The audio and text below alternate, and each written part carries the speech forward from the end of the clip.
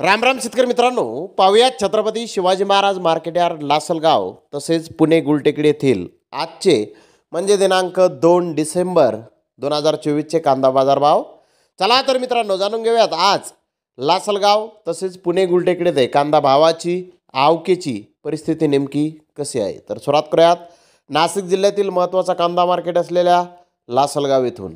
लासलगाव येथे 800 वाहनांमधून अंदाजे 7,500 क्विंटल नवीन कांद्याची आवक आत्तापर्यंत दाखल झालेली आहे.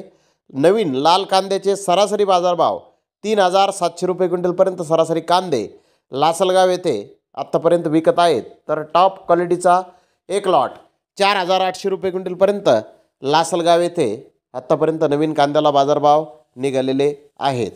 तर पुणे गुलटेकडी येथे आज 100 कांदा गाड्यांची आवक ही आली होती.